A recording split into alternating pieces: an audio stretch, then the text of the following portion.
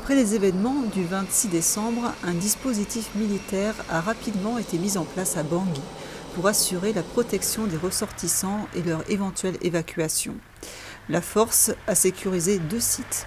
L'un d'entre eux se situe à l'ambassade de France. Gros dispositif au niveau de l'ambassade. Il y a plusieurs points, au moins 7 ou 8 si on active la totalité. En termes de patrouille, chaque groupe en a une toutes les heures. On active la journée comme la nuit. 150 militaires du 2e régiment étranger de parachutistes ont été projetés pour être en mesure d'assurer la sécurité des ressortissants français en cas de besoin. Ils ont été suivis par une compagnie du 2e régiment étranger d'infanterie.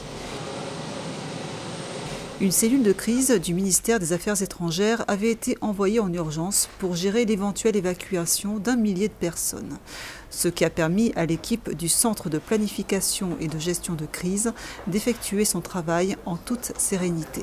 Pour la gendarmerie, ça a permis de se concentrer sur les missions d'évacuation des ressortissants à proprement parler, et ça a permis surtout d'avoir davantage d'échanges avec les militaires déployés sur ces points, et de manière en particulier à mettre en cohérence leurs plans avec les nôtres.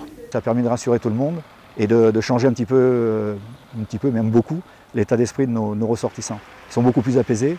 La preuve en est, c'est qu'au centre de crise et au standard, il y a beaucoup moins d'appels. Première journée, il y avait un appel toutes les 2 minutes. Le deuxième jour, à partir du moment où les forces se sont mises en place, 1 ou 2 appels par matinée.